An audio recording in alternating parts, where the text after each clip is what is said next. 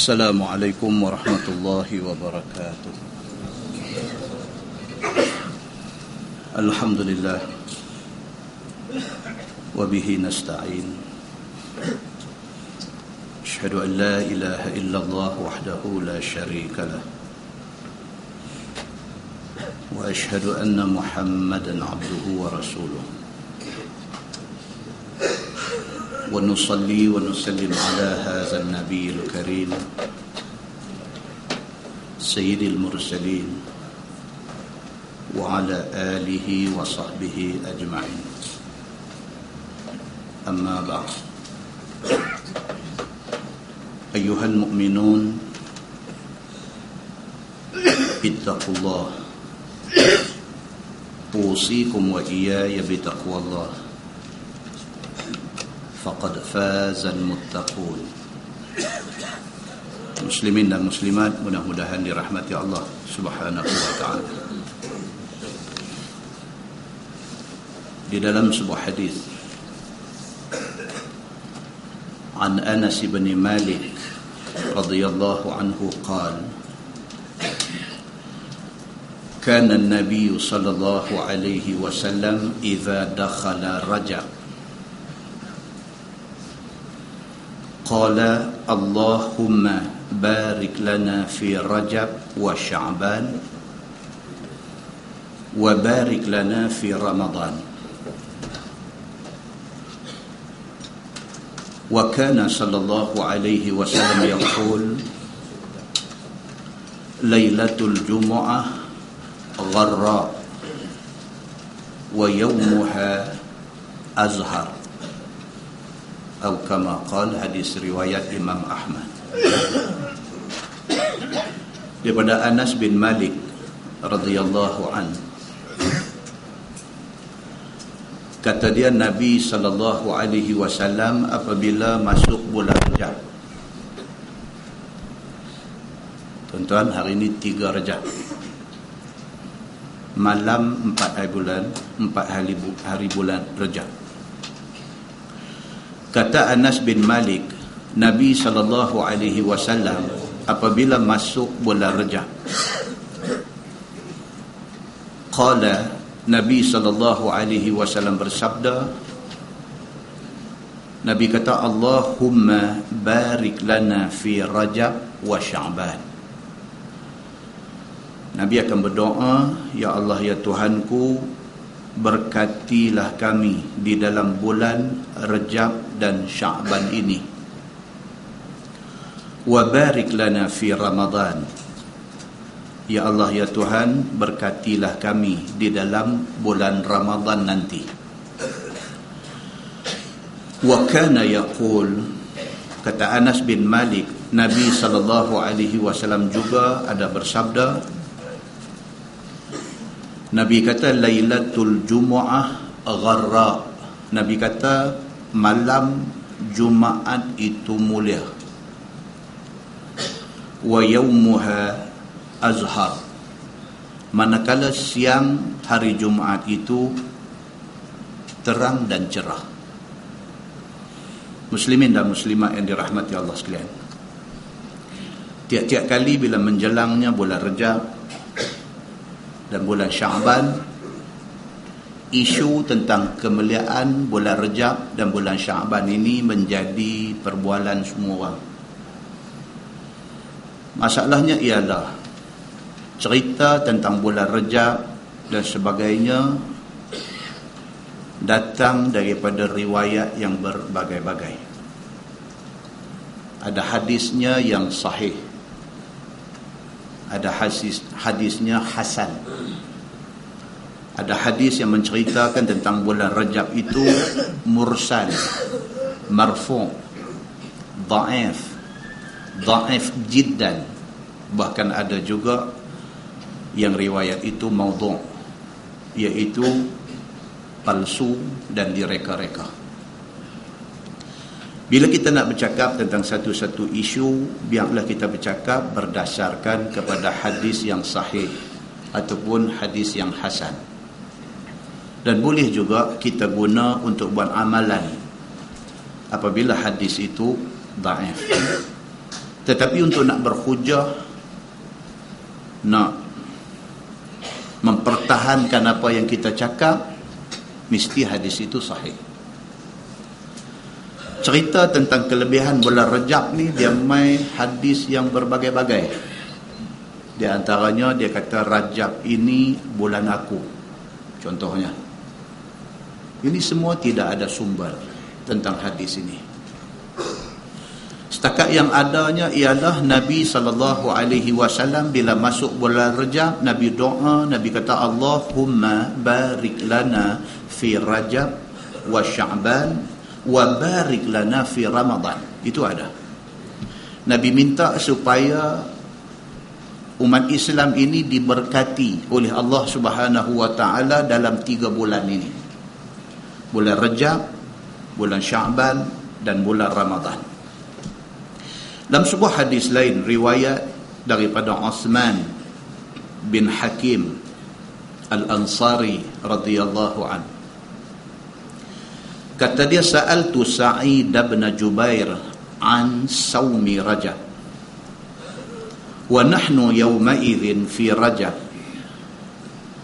Faqala sami'tu ibn Abbas radhiyallahu anhuma yaqul كان رسول الله صلى الله عليه وسلم يصوم حتى نقول لا يفطر ويفطر حتى نقول لا يصوم أو كما قال. Hadis itu sahih, riwayat Imam Muslim. Daripada Uthman bin Hakim Al-Ansari, dia ni tabi'in, dia bukan sahabat. Dia kata sa'altu Sa'id bin Jubair. Uthman kata, aku pernah tanya satu orang yang bernama Sa'id bin Jubair. Sa'id bin Jubair juga tabi'in, bukan sahabat. Aku tanya Sa'id bin Jubair tentang saumi Rajab, tentang ada ke tak ada puasa bulan Rajab. Ini hadis sahih, riwayat Imam Muslim. Satu tabi'in yang lebih junior, nama dia Uthman bin Hakim Al-Ansari. Dia wafat tahun 138 Hijrah. Dia tanya kepada satu tabi'in yang senior, iaitu Sa'id bin Jubair. Dia ni tabi'in tapi senior. Dia wafat pada tahun 94 Hijrah. Ini budaya. Orang baru tanya orang lama. Kerana orang lama lebih berilmu biasanya.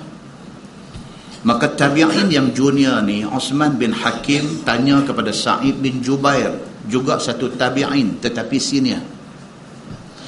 Dia tanya tentang an saumi Rajab, tentang puasa bulan Rajab, ada ke tak ada? Wa nahnu yawma idzin fi Rajab. Kata Uthman bin Hakim, waktu aku tanya tu tengah ada dalam bulan Rajab. Bila mai season, bila mai musim, bila mai masa dia, orang nak tanya. Bila mai masa pilihan raya, dia nak tanya pasal pilihan raya. Dia kuliah, tak ada. Bila dia mai musim Rajab, dia pun nak tanya pasal Rajab. Di antara benda yang nak kena tanya pasal Rajab ni ialah apa? Puasa Rajab ni ada tak ada? Faqala, kata Sa'id bin Jubair, dia kata sami'tu ibn Abbas radhiyallahu anhuma yaqul.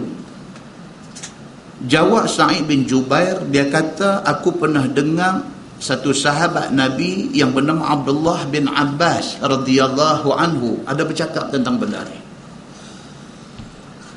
Junior tanya senior, senior rujuk kepada sahabat yang pernah hidup bersama dengan Nabi sallallahu alaihi wasallam. Itu adab dalam Islam. Bila kita nak buat satu amalan dalam Islam, kita nak kena make sure.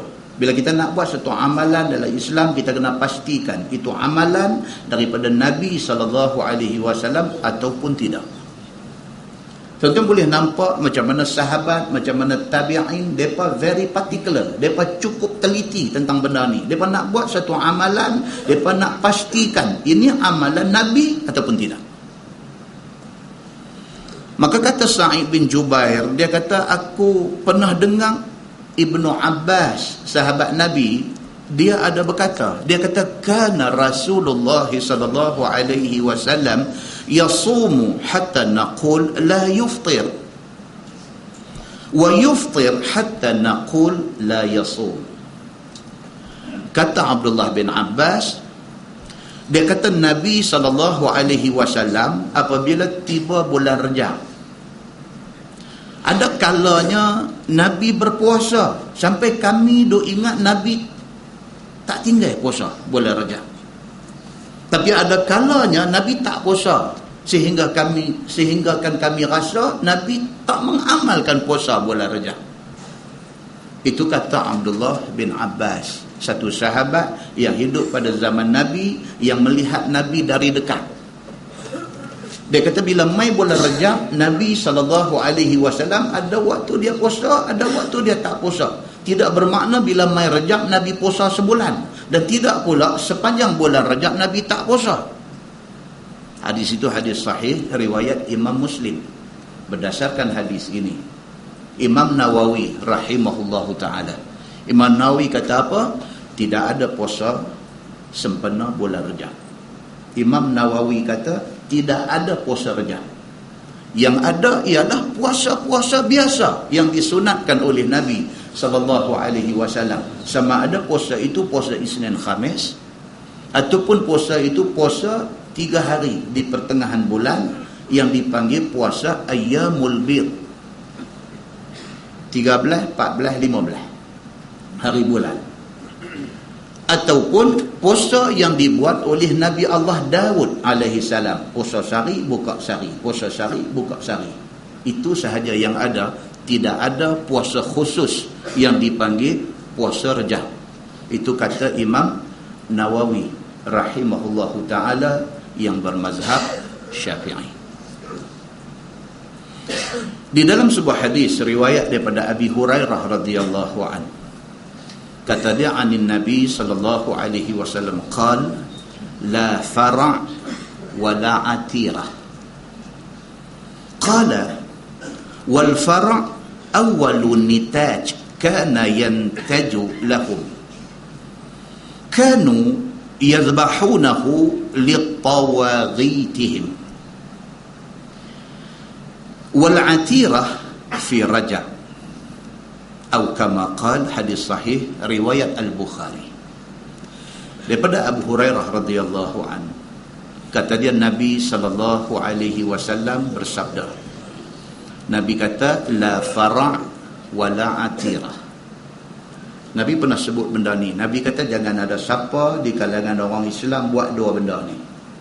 Apa dia? Yang pertama al-fara', fara'ain, fara'. Nabi kata jangan buat.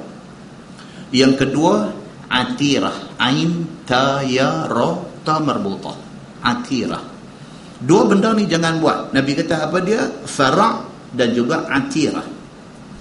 Apa dia fara' itu? Dia kata wal fara' awwalu nitaj kana yuntaju lahum kanu yazbahunahu li tawaghiyatihim. Yang dikatakan fara' itu ialah amalan orang-orang Arab jahiliah. Bila mereka belah unta tu bunting untuk kali pertama. Mereka belah unta daripada kecil, bila unta tu bunting untuk kali pertama, anak hak mula keluar tu mereka sembelih sebagai persembahan kepada tokong mereka. Itu dia panggil fara'. Satu superstition, satu belief, satu kepercayaan dalam masyarakat. Macam kita ni, kita ada banyak kepercayaan, kan? Dia kata jangan lalu bawah penyidai tu. Tak boleh lalu bawah penyidai, bawah ampaian kain. Yang pasal apa? Dia ada penerangan dia, dia ada penjelasan dia. Kalau anak dara, kalau lalu bawah penyidai, tak menikah sampai bila-bila. Ada hadis kah? Ada Quran kah? Tak ada. Tapi menjadi pegangan sesetengah orang. Demikian juga dalam masyarakat Arab jahiliah. Kepercayaan mereka, bila kita belah binatang ternakan, atir, fara' ini unta saja. Bila kita belah unta, bila kita menggembala unta, bila unta tu beranak, anak pertama, anak tu jangan simpan belah pertama, sembelih dia, bagi makan. Sembelih itu sempena persembahan kepada berhala yang disembah. Nabi kata jangan buat macam tu. Dalam masyarakat Arab dulu, dia ada tok qamat. Dia ada tok qamat, satu kubur orang alim mana ke apakah, kepercayaan mula menjadi dalam masyarakat, kata kubur ni keras. Dia kata kubur ni keras. Kalau ada apa-apa niat, apa benda duk minta tak mau, hampir di kubur tu hang niat. Lepas tu kalau tertunai hajat hang esok, ialah sembelih kambing ke apa kata kubur tu. Ini amalan dalam beberapa kalangan dalam masyarakat Melayu jahiliah. Macam mana ada Arab jahiliah, macam tu dia ada Melayu jahiliah. Dia percaya benda tu. Daripada duk pergi kubur keras ni, sampai dia buat satu pondok keras. Di pondok tu pakai duk pergi baca Yasin, pergi duk berdoa. Lepas tu dia makin karut sampai ke satu tahap pergi buka serban, pergi duk lap kubur tu dan sebagainya. Kain serban tu balik simpan, pesan dekat bini dia, kalau aku mati esok, kain serban ni tanam sekali dengan aku. Nampak tuan-tuan? Benda apabila dia mula dengan karut, dia akan berakhir dengan karut. Benda-benda macam ni nak dibantras oleh Nabi SAW. Nabi kata jangan ada orang yang buat benda ni. Al-Fara'. Apa dia Al-Fara' ni? Unta yang dibelah, bila dia beranak, anak hak mula. Anak unta itu disembelih sebagai persembahan kepada berhala dia. Jangan, Nabi kata.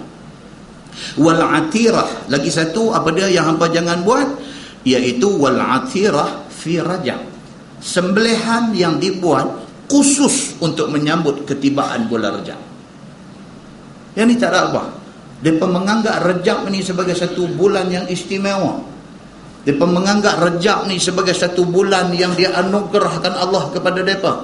So bila mai Rejab, sembelih satu binatang dengan niat dipersembahkan kepada Tok Kong sebagai nak menyambut kedatangan bulan Rejab. Maka Nabi SAW pesan, Nabi kata jangan buat benda-benda macam ni. Jadi kita pun sama, kita kena ambil faham, Rejab adalah bulan biasa. Tak ada satu yang spesial dekat dia sehinggakan kita sampai nak kena buat kenduri sambut Rejab, sampai kita nak kena buat satu benda yang pelik-pelik kerana kedatangan bulan Rejab.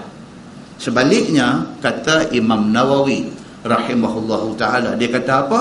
Rejab, Sya'ban, Ramadan ini adalah bulan-bulan yang mendekati bulan yang mulia. Bulan yang mulia bulan apa? Bulan Ramadan. Bulan yang mulia bulan Ramadan. So nak mai bulan Ramadan itu, maka start daripada Rajab kita disuruh supaya memperbanyakkan ibadah. Bukan kerana Rejab, tapi kerana Ramadan nak mai. Kan kita rumah, tepi rumah kita ada tanah, duk biar naik pokok lalang bertahun dah. Kalau sekiranya kita usahakan tanah tu sikit-sikit, hari ni acun saja, lepas seminggu pergi tarah dia, lepas tu pergi gembok tanah tu, lepas pada tu penaik batai, lepas pada tu tanam benih-benih sayur, buah pokok sawi, buah pokok kucai, buah pokok apa. Dia tak jadi kalut. Berbanding dengan orang yang 10 tahun tanah tu tak pernah buat apa, dalam masa 3 hari dia nak pergi buang semua, nak buat dalam masa 3 hari tu. Elok lalang semua clear, dia pun masuk hospital. Jadi Ramadan ini bulan ibadah. Nak mai bulan Ramadan itu start daripada Rejab. Start dah dalam bulan Ramadan, dalam bulan Rejab yang baru mai ni, masing-masing nak kena start dah puasa sunat yang tak pernah buat sekian lama. Bulan Rejab ni bukan kerana Rejab, tapi kerana nak mai Ramadan tu, Rejab start.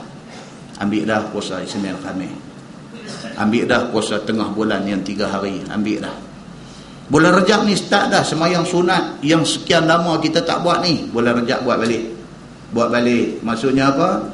Tengah malam menjelang nak waktu subuh, pukul 5 bangkit, dalam seminggu ambil sehari.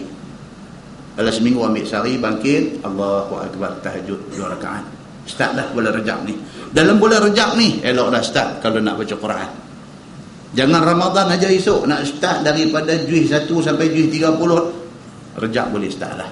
So bacaan kita pun tak kalut, masa kita pun cantik. Berakhirnya bulan Ramadan, kita sudah khatam 30 juzuk Quran. Mana Rejab ini kita dah start. Bulan Rejab sedekah dah start dah.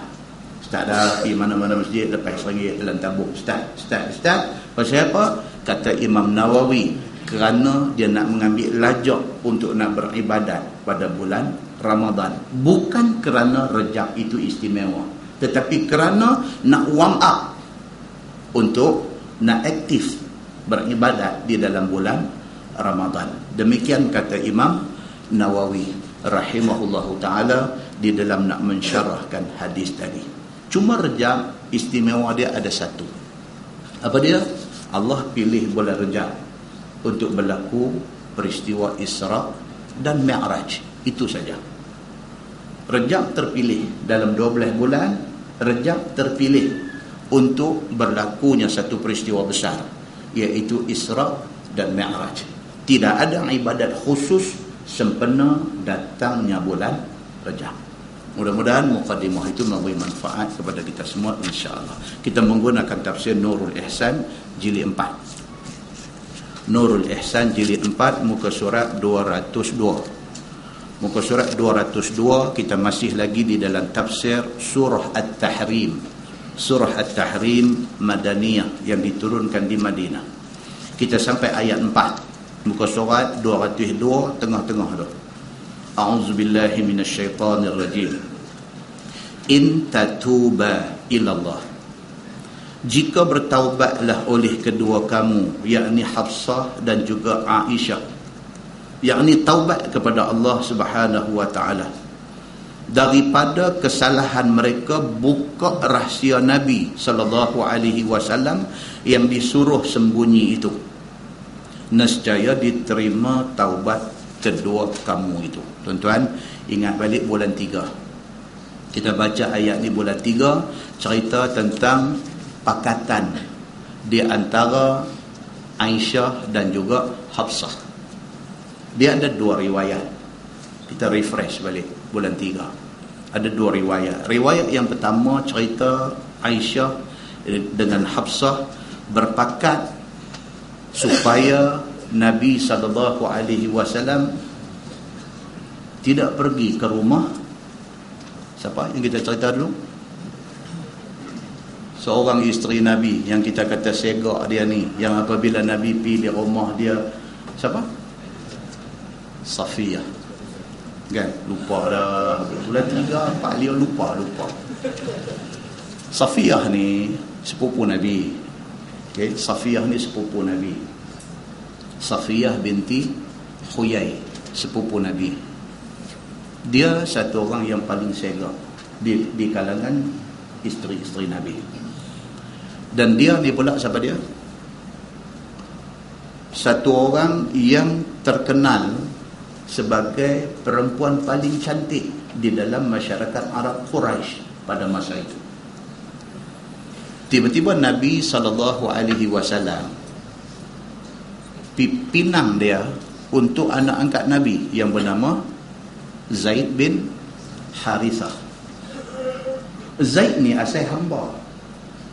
Zaid ni asal dia hamba. Nabi merdekakan dia. Nabi ambil dia bagi jadi anak angkat Nabi. Keistimewaan Allah bagi ke Zaid. Daripada hamba, dia menjadi hamba Nabi. Nabi merdekakan dia. Nabi ambil bagi jadi anak angkat. Dua keistimewaan. Dimerdekakan dan diambil jadi anak angkat. Tambah pula satu lagi, Nabi pinang Safiyah untuk jadi isteri dia. Safiyah satu perempuan paling cantik dalam masyarakat Arab Quraisy. Tiba-tiba Nabi pinang nak bagi dekat dia. Safiyah ini sepupu Nabi. Keluarga Safiyah ni tak boleh terima. Pasal apa? Pasal dia duduk nampak Zaid ni bekas hamba. Jadi abang-abang Safiyah ni tampil ke depan. Mereka bangkang pinangan Nabi. Mereka kata, ya Rasulullah, takkan nak bagi adik kami yang segak cantik ni, yang menjadi sebutan buah mulut di kalangan masyarakat ada ni, nak pergi menikah dengan satu orang bekas hamba. Turun ayat. Allah buat turun ayat. ma kana li mu'minin wala mu'minatin iza qadallahu wa rasuluhu amran an yakuna lahumul khiyaratu min amrihim. Turun ayat, tidak sewajarnya orang yang beriman, baik laki-laki ataupun baik perempuan, apabila Allah dan Rasul sudah putuskan satu benda, mereka nak pilih yang lain. Allah Subhanahu wa ta'ala dan Rasul sudah putuskan bahawa Safiyah nak dikahwinkan dengan Zaid. Hampa tidak ada hak untuk kata no pada benda ni. Turun ayat tu, mereka pun diam dalam keadaan hati tak puas hati. Tapi sebab Quran dah main, terpaksa kena turun bagi menikah. Rupa-rupanya rumah tangga yang dibina di atas unsur paksaan, dia tak cantik. Zaid bin Harithah hari-hari duk ulang alik pergi jumpa Nabi, duk abang kata tak boleh nak duduk serumah dengan Safiyah. Pasal apa? Pasal Safiyah ni minta bagi jadi apa aja, dia akan sebut. Dia kata hang tak sedar diri, hang bekas hamba. Tak jadi apa tak apa, bila jadi apa-apa dan sebut. Nampak? Dia kata hang tu baik-baik sikit, hang tu bekas hamba. Kalau tak kerana Nabi, kalau tak kerana Allah buat turun ayat, aku tak mau kan. Jadi suami isteri duk puji macam tu, macam mana nak hidup? Zaid ni bila kena, dia ada inferiority complex, dia ada rasa rendah diri. Bila bini kata macam tu, dia pun sengai jugalah. Sengai ni bukan sakit, tapi dia lebih leceh daripada sakit lagi. Nak abang pun tak erti, sengai. Dia pun sengai. Pergi jumpa Nabi, dia kata ya Rasulullah, benda sudah jadi macam ni. Nabi kata sabar balik pergi, jadi hal. Safiyah dan sebut lagi, sehingga akhirnya bercerai lepas ni. Allah turunkan perintah kepada Nabi, suruh Nabi menikah dengan Safiyah. Tujuan dia apa dia? Satu sebab yang lain pula. Sebab dalam masyarakat Arab jahiliyah, mereka berpegang bahawa isteri anak angkat adalah menantu. Isteri anak angkat adalah menantu. Jadi menantu maksudnya apa? Pak mentua tak boleh menikah dengan menantu. Allah perintahkan Nabi berkahwin dengan Safiyah. Nak bagi tahu dekat masyarakat Arab pada masa itu bahawa anak angkat adalah anak angkat. Maka isteri anak angkat bukan menantu. Bermakna pak mentua angkat boleh kahwin dengan isteri kepada anak angkat dia, sebab tidak ada sangkut apa-apa. Mereka bukan anak. Nabi takut nak menerima perintah Allah tu sebab takut dicemuh. Sebab orang duk tunggu je bagi Muhammad ni buat silap aja, mereka akan sarkus dia. Orang Penang kata sarkus ni tak tahu nak abang tuan-tuan. Mereka nanti sagat dia, mereka nanti gasak dia, mereka tunggu bagi dia silap aja. Apabila Nabi SAW duk hold dulu perintah Allah ni, tak boleh. Allah kata jalan, ini perintah Allah. Maka akhirnya Nabi pun menikah dengan Safiyah, bekas isteri kepada anak angkat dia, Zaid bin Harithah. Bila Nabi menikah ya, memang kena sarkus. Kena. Mereka kata tengok, yang duk ajak kita, yang duk habang kat kita, kata pak mentua tak boleh menikah dengan bekas isteri anak dia, dengan menantu dia. Tengok, cakap lain, dia pergi buat lain. Cuba tengok, orang macam ni hampa nak ikut. Kata kapten yang duk ada dan juga munafik mengambil kesempatan atas benda ni. Nabi kena. Nabi, yang ni aku tak mau ni. Saya tahu dah memang nak kena. Tapi itu perintah Allah. Itu hukum yang ditentukan oleh Allah Subhanahu wa ta'ala. Itu cerita dia. Jadi sebab yang pertama ni yang kita baca ayat tadi ni, yang kita baca pada bulan 3 itu. Dia kata apa? Nabi SAW pergi rumah Safiyah. Safiyah jamu asal dekat Nabi. Asal apa dia? Madu. Yang Aisyah ni sudah pakat dengan Hafsah. Dia kata kalau Nabi mai tadi, tak kira mai rumah aku ke, pergi rumah hang ke, bila Nabi masuk aja, kita habang dekat Nabi kata busuk. Bau apa? Maghafir. 2 bulan tak mai lebih jadi lagu ni pun satu leceh juga. Maghafir. Maghafir ni apa dia? Kita habang itu sejenis tumbuh-tumbuhan yang minum sedap tetapi busuk, bau busuk. Aisyah sudah pakat dengan Hafsah. Tujuan dia apa dia? Tujuan dia nak bagi Nabi ini renggang sikit dengan Safiyah. Hidup bermadu. Kan saya kata bulan 3 hari itu, saya kata yang ni saya tak ada pengalaman sebab saya bini seorang. Orang yang menikah 2-3 dia ada pengalaman tentang benda ni. Di kalangan madu ni, nama pun madu, manis, tetapi sebenarnya ada rasa yang tak apa manis itu ada. Berlaku kepada isteri-isteri Nabi SAW. Siapa dia? Aisyah dengan Hafsah pakat. Bila Nabi SAW balik-balik mai, seperti skrip yang disediakan, mereka pun sebut. Mereka kata, ni apa ni? Bau busuk maghafir. Nabi kata, dah, saya tak minum pun maghafir. No, mereka kata bau maghafir. Nabi kata, dah, aku cuma minum asal di rumah Safiyah. Dah, mereka kata, kalau macam tu mungkin lebah yang mengeluarkan madu tu, lebah tu pergi perkena maghafir. Mereka kata. Nabi SAW dia dengar macam tu kerana nak buat favor, kerana nak ambil hati isteri-isteri ni. Nabi pun kata apa? Baiklah, aku bersumpah, aku tidak akan lagi minum asal ini. Inilah asal usul surah At-Tahrim. Start dia kata, ya ayyuhan nabi lima tuharrimu ma ahallallahu lak tabtaghi mardata azwajik, yang kita baca bulan 3 itu. Wahai Nabi, kenapa kamu mengharamkan benda yang dihalalkan Allah Subhanahu wa ta'ala kepada kamu semata-mata kerana nak ambil hati isteri-isteri kamu. Turun ayat ni. Asal ataupun madu itu bukan sahaja halal, bahkan dia adalah satu minuman yang disuruh minum. Tiba-tiba kerana isteri tak suka, Nabi sanggup bersumpah tak mau minum dah asal. Tuhan turun ayat, Muhammad, takkan kerana nak jaga hati bini sampai benda yang Allah halal kamu haramkan. Maka kemudiannya Nabi SAW bayar kafarah sumpahnya dan Nabi kembali minum asal itu, madu itu. Itu satu cerita. Cerita yang kedua, tafsiran ayat yang sama ni apa dia? Cerita tentang ni hamba perempuan yang dihadiahkan kepada Nabi SAW. Nama dia apa dia? Maria Al-Qibtiyah. Gubernur Mesir hadiahkan hamba ini kepada Nabi SAW.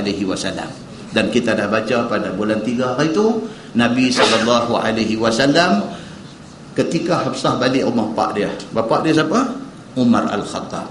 Rumah Hafsah tak ada, Nabi sudah bawa Maria hamba ni masuk di dalam rumah Hafsah dan Nabi bersama dengan dia di dalam rumah itu. Tiba-tiba Hafsah balik masa tu. Hafsah balik pintu kunci pasal apa, duk bagi keluar dia kata apa? Rambut terunyih keluar mai. Rambut terunyih. Dia pun tengok gigit jari. Lepas tu dia pun start macam-macam cakap. Oh, dia kata gamak, dia kata abang buat macam ni. Rumah saya, katil tempat tidur saya tak ada, abang bawa balik perempuan lain mai tidur bergulin atas katil. Cerita sudah jadi kau. Nabi SAW kerana nak buat favor, kerana nak ambil hati Hafsah, Nabi kata apa? Okeylah, aku bersumpah aku tidak akan mendekati Maria lagi. Sedangkan seorang pengulu dengan hamba perempuan dia, boleh tak boleh? Boleh. Itu dijelaskan dalam Islam. Tapi oleh kerana ada protes daripada Hafsah, Nabi bersumpah. Nabi kata okeylah, lepas ni aku tidak akan mendekati Maria lagi. Turun ayat tadi, wahai Muhammad, takkan kerana nak ambil hati bini, benda yang Allah halal kamu haramkan. Dua benda ni berlaku ke atas Nabi SAW dengan bersebabkan kepada dua isteri Nabi SAW. Maka ayat 4 yang kita baca, Tuhan kata apa? In tatuba ilallah. Kalaulah hampa dua, yakni siapa dia? Aisyah dan Hafsah, yang berpakat nak buat benda ni kepada Nabi.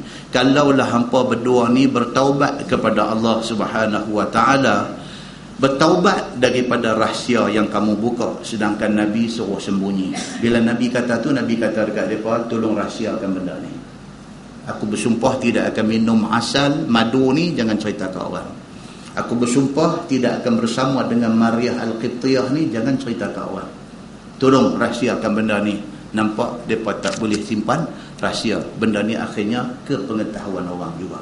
Maka salah mereka ni kerana membuka rahsia Nabi SAW dan menyebabkan hati Nabi jadi upset, jadi sedih. Nabi sedih. Pasal apa? Benda tu Nabi tahu halal, tapi kerana nak jaga hati, Nabi terpaksa buat. Benda tu menyebabkan Nabi jadi sedih. Tak boleh buat macam tu. Kalaulah mereka ni bertaubat selepas daripada perbuatan itu, nescaya diterima taubat kedua kamu. Tuhan kata bertaubatlah atas silap yang kamu buat, Allah akan terima taubat kamu kedua. Faqad saqat qulubukuma, maka sungguh telah cenderung oleh hati kedua kamu kepada haram Maryah Al-Qibtiyah itu. Memang hati kedua-dua Aisyah dan Hafsah ni nak supaya Nabi menjauhi Maryah Al-Qibtiyah ini. Maknanya rahsia kedua kamu yang demikian itu sebenar rahsia adalah hati mereka. Sebenarnya mereka nak bagi Nabi tak dekat dengan Maryah. Sebenarnya mereka nak supaya Nabi tidak dekat dengan Safiyah. Itu sebenarnya, itu rahsia hati mereka.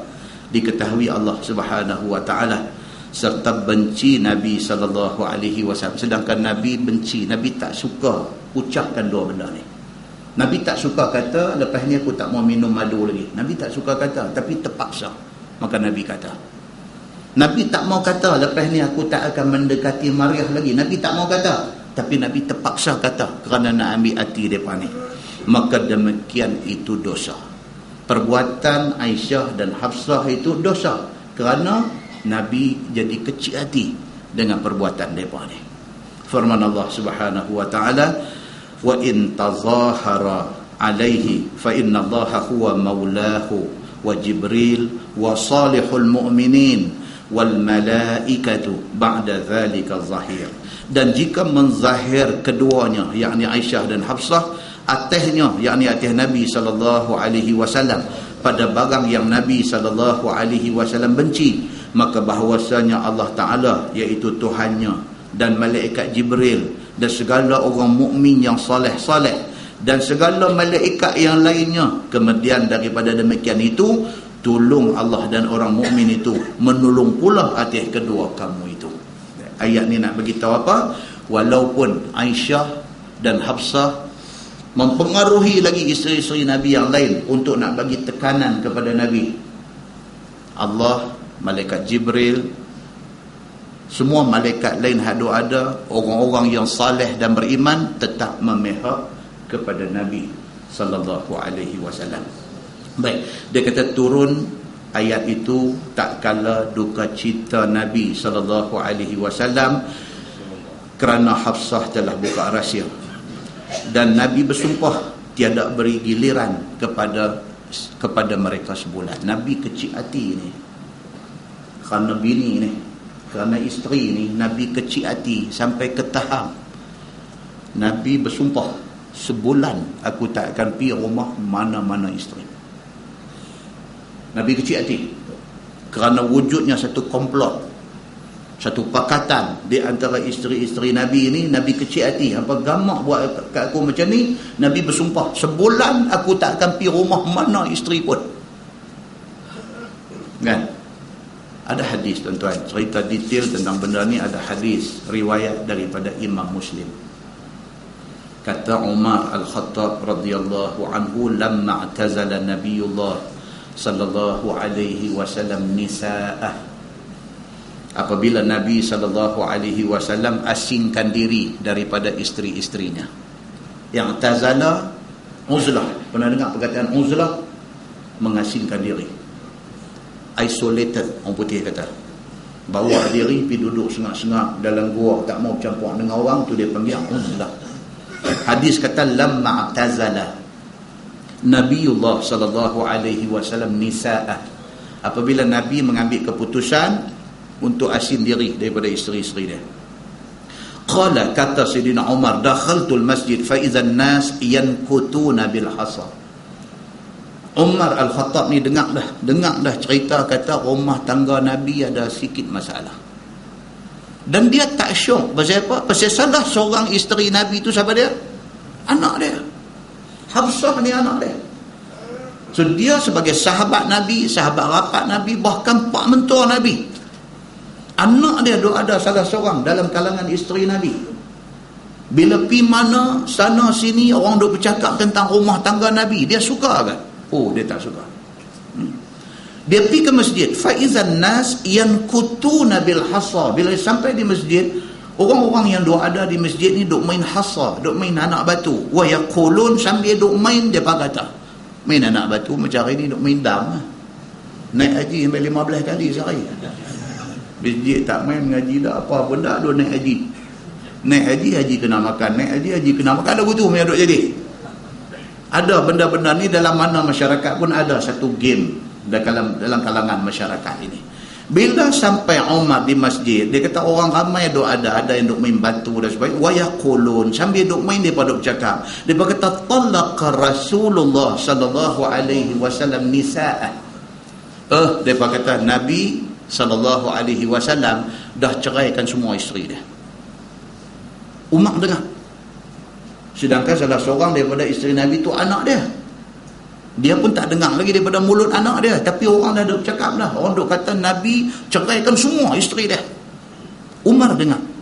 وَذَلِكَ قَبْلَ أَنْ يُؤْمَرْنَ بِالْحِجَابِ. Ni cerita ni jadi, dia kata sebelum turun perintah orang perempuan kena pakai hijab, kena pakai tudung. Ini benda ni jadi. Faqala Umar, Sidina Umar bila dengar tu dia kata la a'lamanna dzalikal yawm. Umar kata, kok mana cerita pun hari ni aku akan cari kedudukan sebenar perkara ni. Ni orang duk bercakap ni, pi sana cerita tu, pi sini cerita tu, everywhere orang duk bercakap cerita Nabi cerai semua isteri dia. Maka Umar kata apa? Dia kata la a'lamanna dzalikal yawm. Hari ni juga aku nak ambil tahu apa hal sebenar yang jadi. Dia kata. Qala, kata Umar, fadakhaltu ala Aisyah. Dia pun pergi rumah Aisyah dulu. Pasal Aisyah ni dia macam HQ. Dia macam satu headquarters.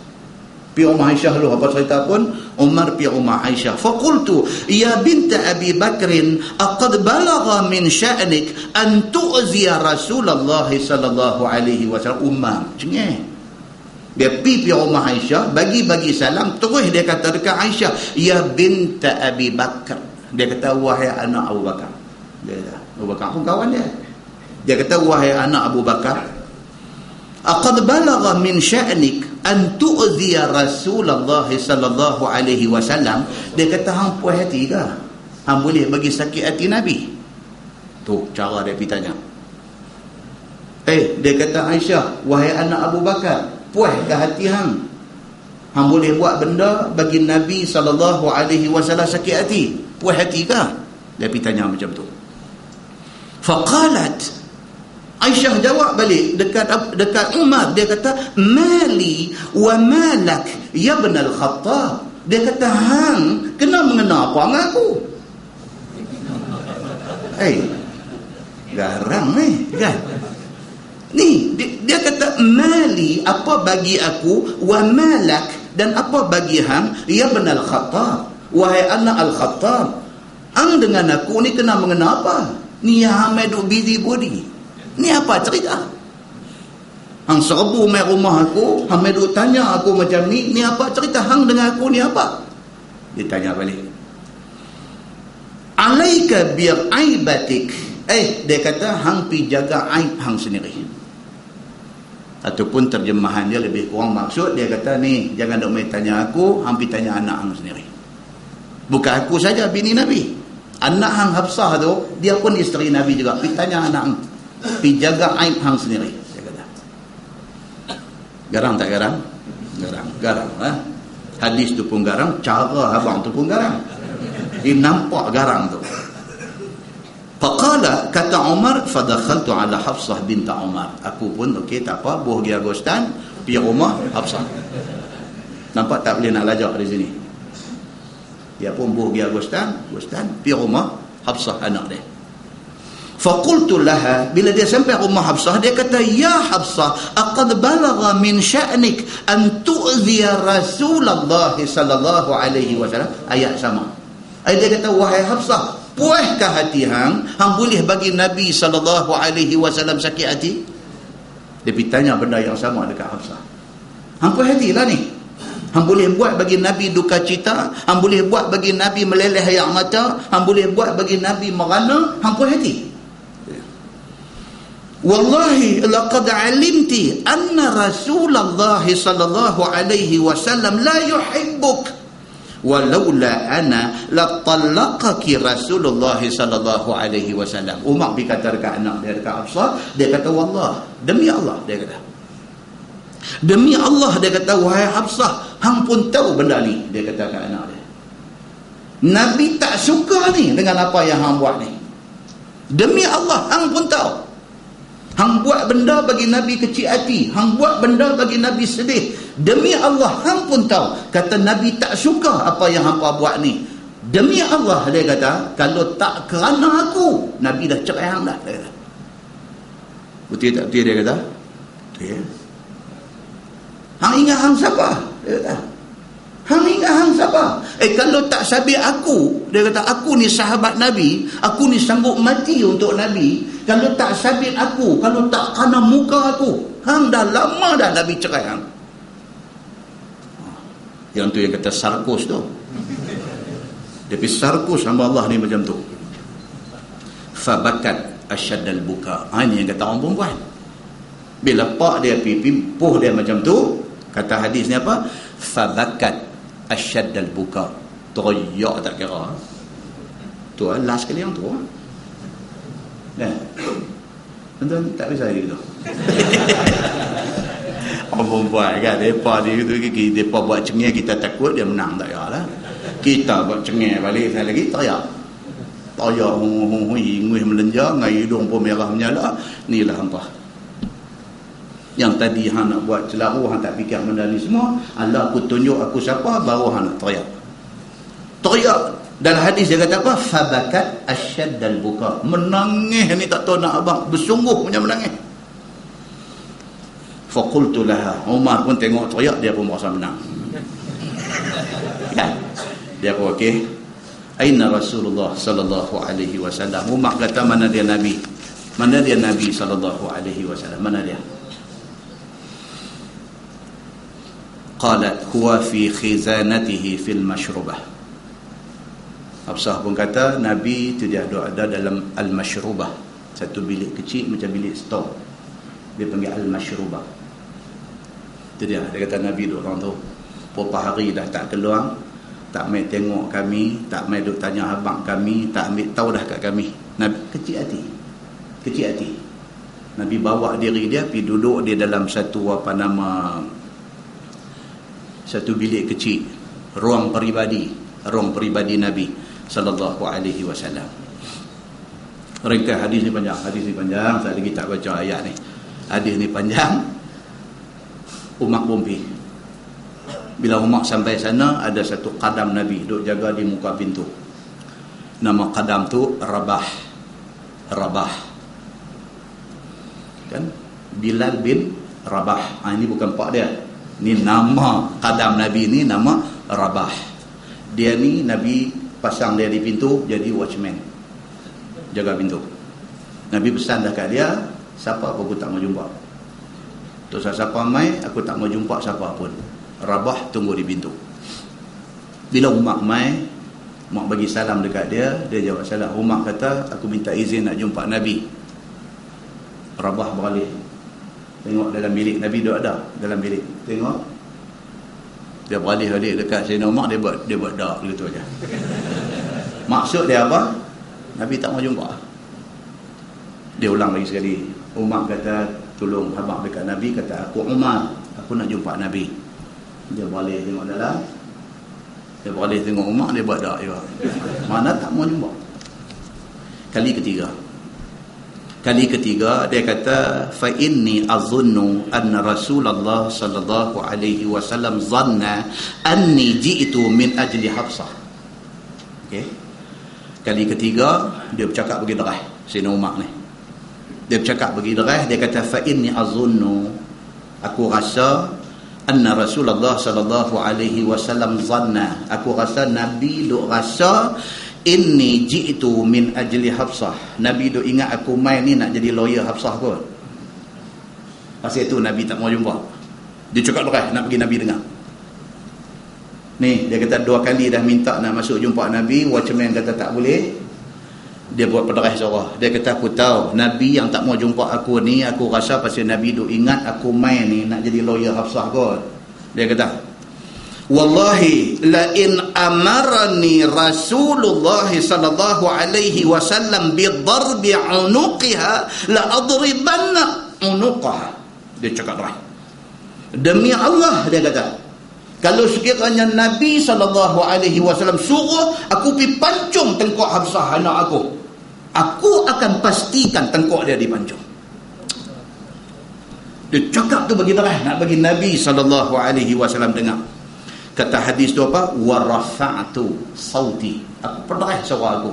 Tujuan aku nak bagi Nabi dengar. Kata aku main ni bukan nak memihak kepada anak aku. Aku main ni aku memihak kepada Nabi SAW. Apa jadi? Fa'awma'a ilaihi anirqa. Barulah Rabah, watchman tadi, masuk. Boleh masuk. Oh, dia ada cara rupanya. Kan?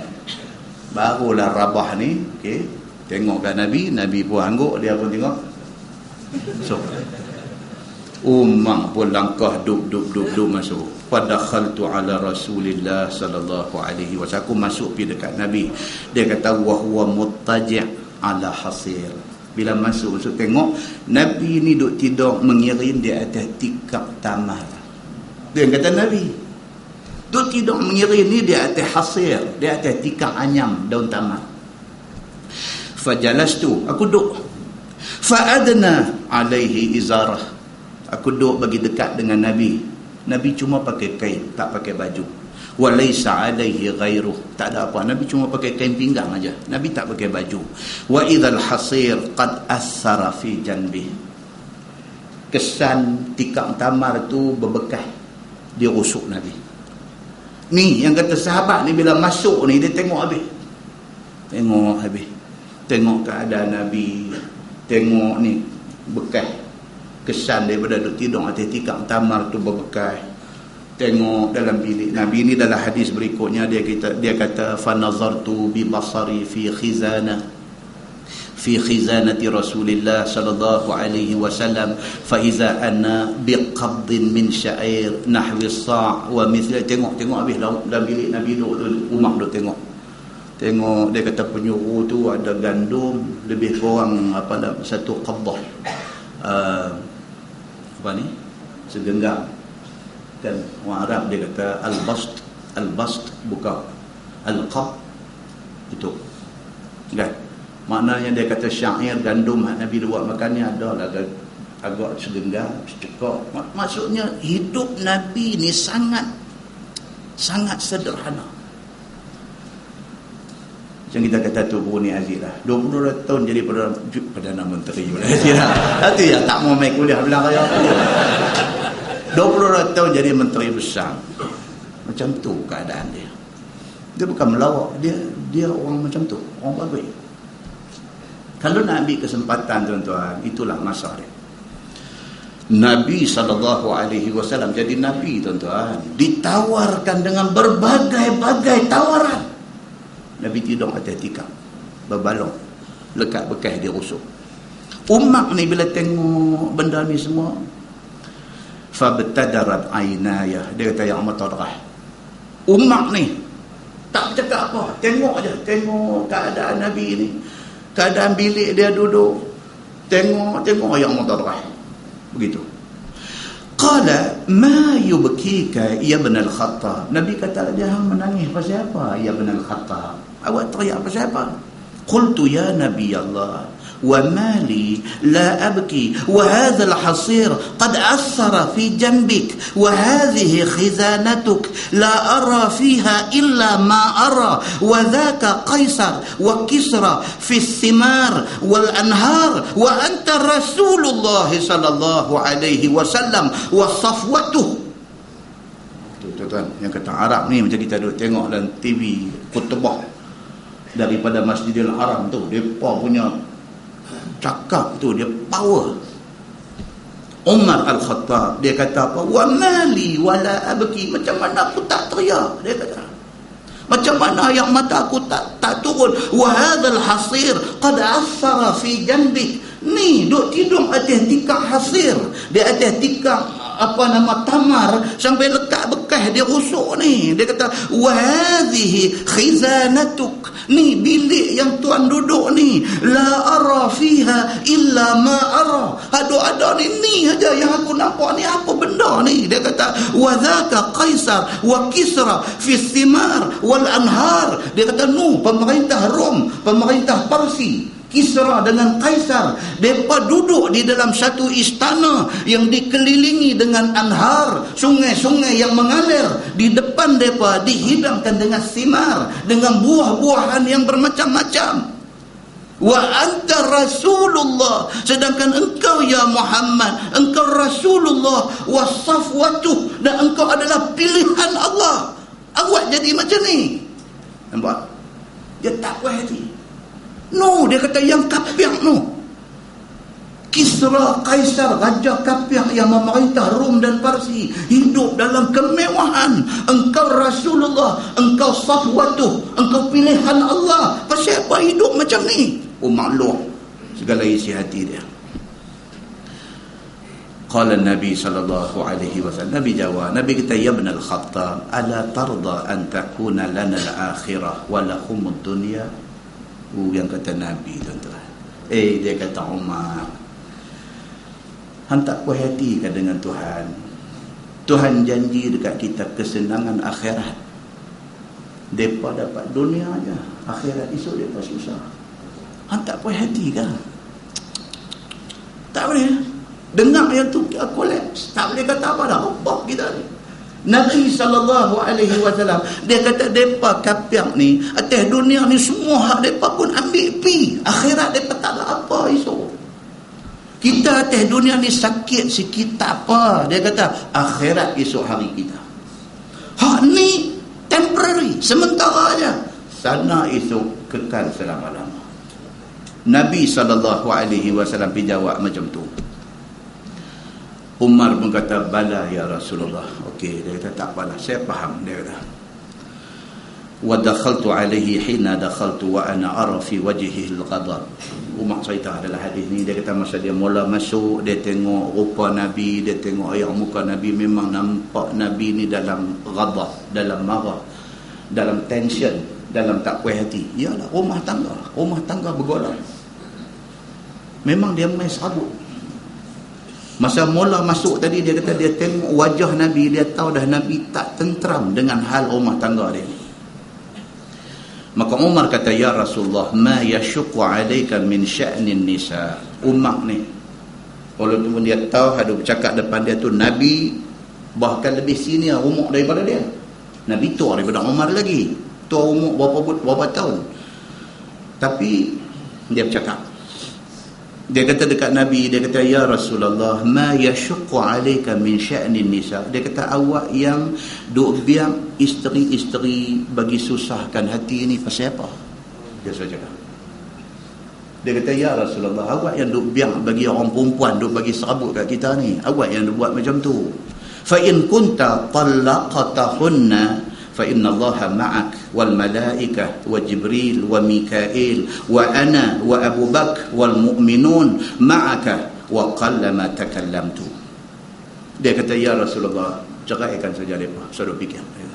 Umar ni, anda pernah dengar hadis masa dia jadi khalifah, satu ayat bergaduh laki bini, nak pergi cari dia lah, dia khalifah, nak pergi mengadu hal rumah tangga. Sampai di luar dengar dia duk kena sarkus dengan bini dia. Umar dah kenal dengan bini dah. Dia ni pun dengar-dengar dia duduk terkejut. Dia pun kenal dengan bini dia. Aku nak tanya apa? Assalamualaikum balik. Ni, waktu dia kenal. Waktu Nabi kenal pula, dia pergi bercakap dekat Nabi. Dia kata, ya Rasulullah, apa hal? Dia kata, duk sakit kepala, duk serbuk perut dengan orang perempuan ni. Dia kata, cerai bang mereka. Dia pergi bercakap lagu tu dekat Nabi. Dia kata, ya Rasulullah, kalau engkau ceraikan isteri engkau, yang duk bagi isteri engkau, maksudnya anak dia, salah seorang. Dia tak kisah, dia kira Nabi dulu. Kalau engkau ceraikan mereka ni semua, isteri engkau ni, jangan takut. Dia kata, ya Rasulullah, Allah, malaikat Jibril, malaikat seluruhnya, orang-orang Islam seluruhnya, wa ana, aku, wa Abu Bakar, Sayyidina Abu Bakar As-Siddiq, semua ni hadu-hada, kami menyebelahi Tuhan. Buat keputusan. Tak usah duk sakit kepala dengan mereka ni semua. Kalau nampak serabut, dia kata cerai bang. Jangan takut, Allah bersama dengan Tuhan. Jangan takut, malaikat Jibril dan malaikat Mikail dan semua malaikat menyebelahi Tuhan. Jangan takut, saya menyebelahi Tuhan walaupun Hafsah anak saya. Jangan takut, Abu Bakar menyebelahi Tuhan walaupun Aisyah anak Abu Bakar. Jangan takut, dia kata, kalau benda tu nak jadi masalah, ceraikan mereka. Apa kata hadis tu? Wa qallama takallamtu. Umar ni yang riwayatkan hadis ni, dia kata apa? Tak pernah aku cakap lagu tu dengan Nabi, dia kata. Dia pun sedap balik. Tak pernah aku cakap macam tu dengan Nabi. Selalu duduk dengar Nabi cakap je, hari itu dia naik syekh. Pasal apa? Pasal dia tengok keadaan Nabi tu. Dengan Nabi sedih, dengan Nabi duduk dalam bilik mengasing diri macam tu, dengan keadaan bilik Nabi dengar apa, dia tak boleh. Dia kira apa jadi pun dia akan pertahankan Nabi sallallahu alaihi wasallam. Dia pergi cakap macam tu, dia kata apa? Dia kata tak pernah, wa qallama takallamtu, tak pernah lagi aku bercakap macam tu di depan Nabi sallallahu alaihi wasallam. Wa rajautu an yakuna Allah yusaddiqu qawli allazi aqul. Dan dalam masa yang sama aku mengharapkan, dia kata, Allah Subhanahu wa taala sokong cakap aku itu. Aku harap Allah akan sokong cakap aku itu. Turunlah ayat 5 yang kita nak baca berikutnya ni. Itu dia punya cerita ni. Turunlah ayat, kalau tuan-tuan tengok di situ, dia kata apa? Turun tak kala duka cita Nabi SAW akan Hafsah dan sebagainya, bersumpah tiada beri giliran sebulan. Nabi tak mau turun pergi sebulan dekat mereka. Dan duduk Nabi SAW di dalam bilik. Dalam kitab ni, tafsir Nurul Ihsan, dia kata di dalam bilik Mariah Al-Qibtiyah. Dalam riwayat Muslim dia kata bukan bilik Mariah Al-Qibtiyah, sebaliknya bilik personal, bilik yang menjadi ruang peribadi Nabi sallallahu alaihi wasallam. Maka tak kala cukup 29 hari, maka mulalah masuk Nabi sallallahu alaihi wasallam kepada Aisyah. Hadis tadi sambung pula, tak habis lagi hadis tu. Nabi dah selesai apa semua ni, dah turun ayat. Umar Al-Khattab kata dekat Nabi, dia kata, ya Rasulullah, dia kata, betulkah Tuan telah menceraikan isteri-isteri Tuan? Nabi kata, la, aku tak ceraikan mereka, cumanya aku nak mengasingkan diri aku daripada mereka. Berapa hari dah? 29 hari dah Nabi tak pergi tengok siapa pun kerana kecil hati. Kata Umar Al-Khattab, dia kata, ya Rasulullah, izinkan saya nak keluar di depan orang ramai semua, saya nak bagi tahu kepada semua orang bahawa Tuan tidak pernah menceraikan isteri-isteri Tuan. Nabi kata dekat dia, na'am, pilah. Umar Al-Khattab keluar daripada bilik Nabi SAW, pergi berdiri di depan pintu masjid. Dia cakap dengan suara yang deras. Dia kata, ketahuilah saudara-saudara semua bahawa Nabi SAW tidak pernah menceraikan isteri-isteri dia. Maka clearlah polemik yang melanda masyarakat Madinah pada masa itu. Ini krisis rumah tangga yang berlaku kepada Nabi SAW. Baik, sambung kitab bawah tu. Dia kata, maka tak kala dengar Sayyidina Umar, Nabi SAW mengasingkan diri daripada isteri-isterinya, datang dia dan katanya, ya Rasulullah, janganlah payah sangat Tuan ke atas kerjaan dan perangai perempuan ini. Jika Tuan hamba sudah talak dan ceraikan mereka, maka Allah Ta'ala dan malaikat dan Jibril dan Mikail dan hamba sendiri, yakni Sayyidina Umar dan Abu Bakar dan sekalian orang yang beriman akan bersama dengan Tuhan. Ini hadis kita baca tadi. Baik, turun ayat ni, ayat 5, firman Allah, asa rabbuhu an talaqakunna an yubdilahu azwajan khairan minkunna muslimatin mu'minatin qanitatin taibatin abidatin saihatin sayyibatin wa abkara. Turun ayat 5 surah At-Tahrim. Sungguh Tuhannya Muhammad sallallahu alaihi wasallam, jika talak Muhammad akan kamu, yakni isteri-isteri ni, bahawa beri tukar baginya isteri yang lebih baik daripada kamu. Turun ayat tu. Maknanya ayat ni turun sama tak dengan yang Umar kata? Sama. Umar Al-Khattab ni hebat dia apa dia? Dia bercakap disokong oleh ayat Quran. Dia bercakap ayat tak turun lagi. Lepas dia bercakap turun ayat. Tuhan kata apa dalam ayat tu? Macam yang Umar Al-Khattab kata, lebih kurang macam tu. Turun ayat tu, wahai Muhammad, jika kamu talak akan isteri-isteri kamu yang duk bagi masalah ni, Allah Subhanahu wa ta'ala akan ganti kepada kamu isteri yang lebih baik daripada mereka ni. Isteri yang Islam, isteri yang mukminah, isteri yang taat, isteri yang kuat bertaubat, isteri yang banyak beribadah, lagi yang banyak puasa, sama ada perempuan itu janda ataupun bikr ataupun anak dara. Kalau hampa buat perangai, kalau Nabi sampai ke tahap menceraikan hampa, pasti Allah akan gantikan isteri yang lebih baik daripada hampa ni. Ayat sudah turun macam tu. Baik, firman Allah Subhanahu wa ta'ala, ya ayyuhallazina amanu, wahai orang-orang yang beriman, qu anfusakum wa ahlikum nar. Dia main ayat popular ni. Ayat popular ni apa dia? Perintah supaya orang-orang yang beriman jaga diri dan jaga keluarga kamu elok-elok daripada api neraka. Masalah dia apa tuan-tuan? Kalau kita tak jaga elok-elok, mereka ni akan jadi punca kepada masa depan kita di akhirat sana. Kita tak tahu nak didik isteri kita, kita tak tahu nak didik anak-anak kita. Esok mereka ni lah yang menjadi sebab musabab kepada kita terhumban ke neraka. Firman Allah Subhanahu wa ta'ala, ya ayyuhallazina amanu, wahai orang yang beriman, qu anfusakum wa ahlikum nara, peliharalah olehmu akan dirimu dan ahli keluargamu daripada neraka. Yakni suruh supaya mereka taat, junjung perintah Allah dan jauhi segala tegahnya. Itu yang kita nak kena buat dalam keluarga.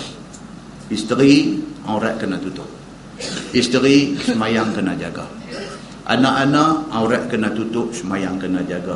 Latih mereka supaya mereka beradab, latih mereka supaya mereka jadi orang yang berakhlak. Kena macam tu. Dan dia kata apa? Dan ajarlah agama kepada isteri dan anak-anak kamu, yakni ajar Quran supaya mereka baca dan faham. Jadikan budaya dalam rumah. Kena tu kan, benda ni kena buat. Kita semayang subuh pukul apa? Habis subuh, sebelum pergi kerja, Quran baca dulu. Surah Al-Mulk bacaan wajib 5 minit ya. Surah Al-Mulk ni 5 minit ya. Kalau kita habis sah lerah selesai semayang subuh, katalah baru pukul 6.30. Kita nak pergi kerja pukul 7. Setengah jam lagi duk ada. Setengah jam lagi duk ada. Al-Mulk 5 minit ya. Lepas tu Quran satu muka. Sudah. Kalau tak mandi lagi, pergi mandi. Siap nak pergi kerja, nak pergi sekolah, nak pergi apa. Buat benda ni dalam keluarga, insya-Allah jadi elok. Anak-anak ni dia mesti dibajai dengan agama. Tak boleh had lain, tak boleh. Dia tak kekal lama. Agama. Macam mana susah nak bangkit subuh pun kena bangkit. Bukan setakat bangkit subuh, Quran kena baca. Baca sama dengan kita. Kita baca, isteri baca, anak-anak baca. Suruh mereka ni baca Quran dan faham Quran. Suruh mereka semayang 5 waktu, jangan tinggal. Suruh mereka puasa bulan Ramadan. Zakat harta dan sebagainya mesti dikeluarkan. Ini yang dikatakan qu anfusakum wa ahlikum nara. Jaga diri kamu dan keluarga kamu daripada neraka. Ini maksud dia. Wa quduhan nas wal hijarah. Bermula nyalanya api neraka itu, bahan bakarnya adalah manusia kafir dan batu tokong. Api neraka yang duk menyala, marak menyala tu, yang menjadi bahan bakar dia, apa dia? Orang kafir yang masuk neraka, dia jadi kayu api. Lagi apa lagi yang menjadi bahan bakar dia? Apa lagi? Tokong-tokong yang dijadikan sembahan mereka masa di atas dunia. Benda ni menjadi bahan bakar api neraka. Terlebih hangat neraka itu daripada api dunia yang dinyala dengan kayu dan seumpamanya. Oh, dia kata panas neraka ni bukan panas lagu kita dah biasa jumpa atas dunia. Tidak ada tolok bandingnya panas neraka dengan apa api pun yang ada di atas dunia ni. Alaiha malaikatun ghilazun syidad. Atasnya, yakni yang menjaga neraka itu ialah malaikat yang sangat keras hati. Tuhan letak malaikat yang nak jaga neraka ni, yang kata malaikat Malik, ataupun juga dipanggil Zabaniyah. Malik aka, orang lah guna aka, also known as Zabaniyah. Yang kata Malik dan Zabaniyah ni malaikat yang macam mana? Malaikatun ghilaz. Malaikat yang mereka ini cukup, orang putih dia kata sadis. Sadis ni maksud dia apa? Dia sadis ni apa nak kata? Dia syok bila tengok orang susah. Dia jadi macam tu. Dia tengok orang kena azab tu hiburan bagi dia. Jahanam kita kalau kena dengan buat ni. Sadis. Dia tak ada kesian. Bahkan keseronokan dia ialah apabila tengok orang kena azab, dia seronok. Macam ni punya malaikat Tuhan letak untuk jaga neraka. Sangat keras hati, lagi sangat kuat, dan tiada rahim seorang pun. Belah kesian tak ada dalam hati dia. Kok kata kita kena, kita duk buat muka welfare kat dia, dia pun tengok nampak dia ni tak faham main rest dulu. Bawa main rest dulu tepi dia, lepas main pressurein ke apa-apa. Tak apa kalau jumpa malaikat macam tu. Tak ada, masalahnya tak ada macam tu semua. Malaikat yang jaga neraka ni malaikatun ghilazun syidad. Malaikat yang keras hati, kuat, dan tidak ada belah kesian kepada siapa pun. Bahkan kesukaan dia ialah mengazabkan makhluk. Itu keseronokan dia. Dia suka mengazabkan makhluk, seperti mana suka manusia makan makanan, demikianlah suka dia mengazab makhluk. Macam mana kita tengok-tengok tom yam ada cendawan dalam, ayak liuk turun merambu. Macam tu dia tengok kita kena bakar, ayak liuk dia merambu kat kita. Pergi kita bila kena dengan dia ni. Tuan-tuan, ni hak kita baca ni, wal-iyazubillah. Kalau lah kata kita kena masuk neraka, boleh tengok anda ni. Tengok-tengok, ini hak Taman Kerian punya betul sungguh kata dia.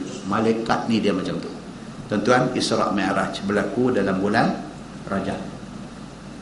Nabi duk naik daripada Baitul Maqdis, nak naik pergi ke Sidratil Muntaha, duk melepasi langit-langit yang duk ada ni. Duk jumpa ni semua muka ceria welcome Nabi, kecuali sekali jumpa muka perat 14. Nabi tanya Jibril, siapa dia ni? Awak nampak rosyam itu macam dia ni? Nabi kata apa? Inilah Malik, penjaga neraka. Tu dia. Nabi Muhammad ni siapa jumpa pun orang muka manis ceria, main dengan Malik ni dia tak kira siapa. Aku dicipta macam ni, dia tak muka aku. Tak ada senyum, tak ada belah kesian, tak ada apa. Yang aku tahu apa dia? Hang nak masuk dalam, main. Dia lempar masuk, dia tunggu, tak boleh keluar. Ini yang kata malaikat Zabaniyah ni. Bahkan mengazab manusia itu makanan dia kata. Firman Allah, la ya'sunallaha ma amarahum wa yaf'aluna ma yu'marun. Tidak derhaka mereka itu, yakni malaikat yang jaga neraka ini tidak pernah derhaka kepada Allah.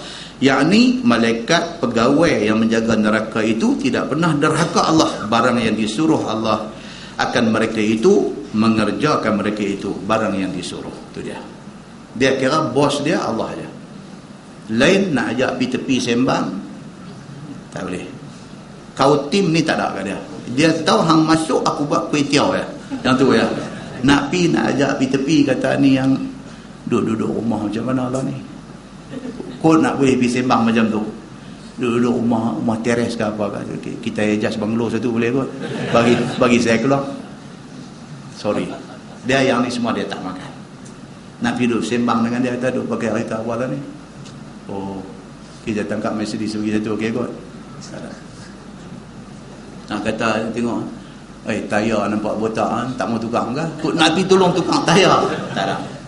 Malaikat yang menjaga neraka ni bukan jenis tu.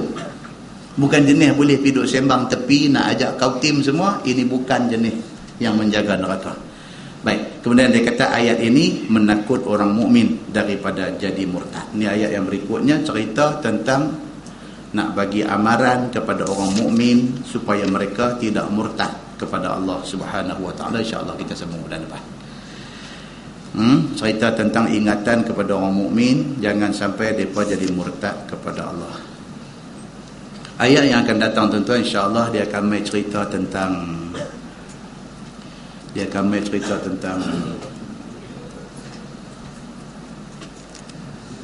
orang yang buat salah dianjurkan supaya taubat dengan taubat nasuha. Kemudian ayat yang akan datang juga dia akan mai cerita tentang perumpamaan. Yang ni very important kita kena dengar. Dia cerita tentang perumpamaan Allah buat tentang beberapa orang wanita. Okey.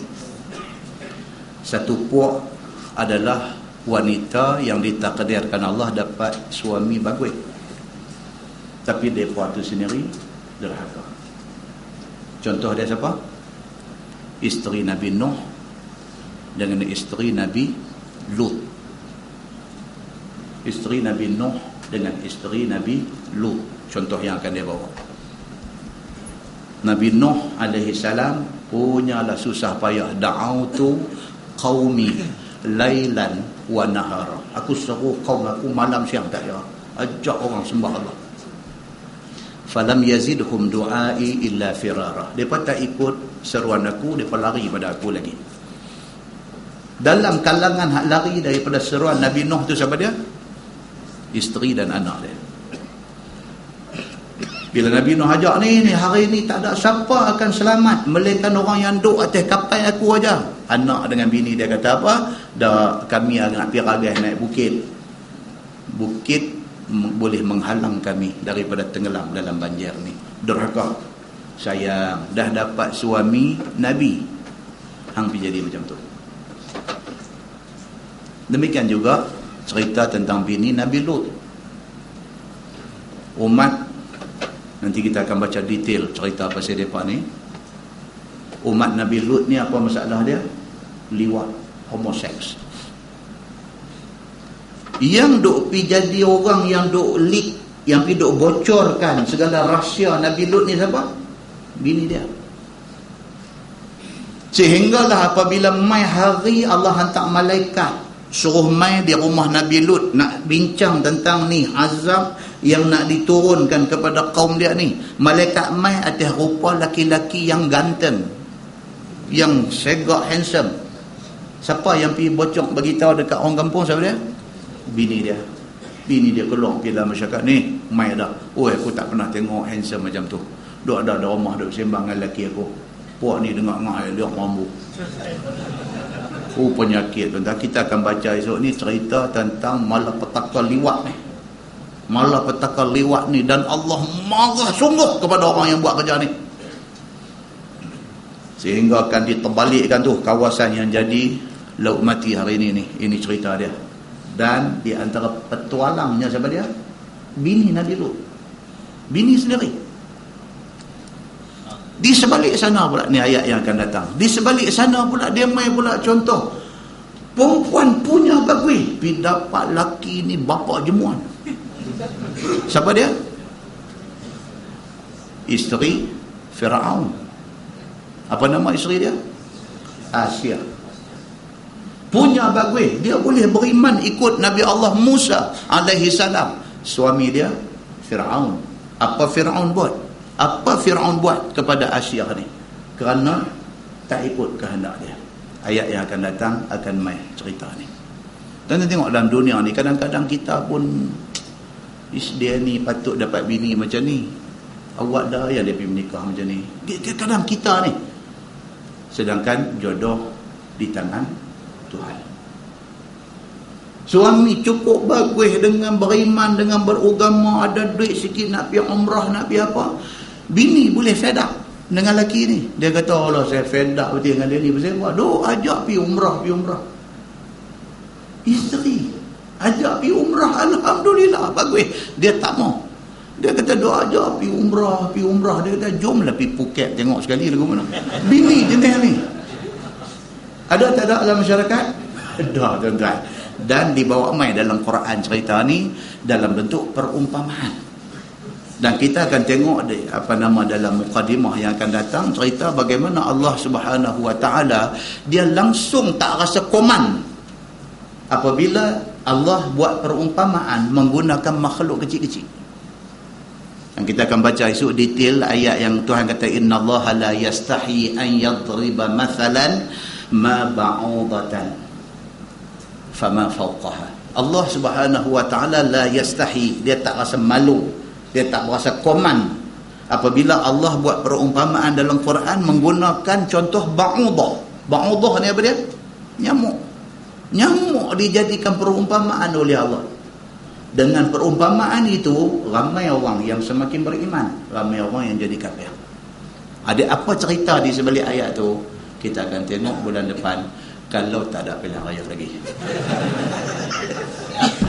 Kita tangguh dengan tasbih kafarah dan suratul As. Subhanakallahumma wa bihamdika asyhadu an la ilaha illa anta astaghfiruka wa atubu ilaik. Bismillahirrahmanirrahim. Wal 'asr innal insana lafi khusr illa alladziina aamanu wa 'amilus salihati wa tawassaw bil haqqi wa tawassaw. اللهم صل على محمد في الأولين والآخرين وسلم رضي الله تبارك وتعالى عن سادتنا أصحاب سيدنا رسول الله أجمعين. بسم الله الرحمن الرحيم. الحمد لله رب العالمين حمدا يوافي نعمه ويكافئ مزيده. يا ربنا لك الحمد كما ينبغي لجلال وجهك الكريم وعظيم سلطانك. رضينا بالله ربا وبالإسلام دينا وبمحمد نبيا ورسولا. اللهم افتح علينا فتوح العارفين وارزقنا فهم النبيين بجاه خاتم المرسلين. اللهم فقهنا في الدين وعلمنا التأويل واهدنا صراطك المستقيم. اللهم أرنا الحق حقا وارزقنا اتباعه وأرنا الباطل باطلا وارزقنا اجتنابه. اللهم اجعل جمعنا جمعا مرحوما وتفرقنا من بعده تفرقا معصوما. وصلى الله على محمد وعلى آله وصحبه وسلم والحمد لله رب العالمين. السلام عليكم.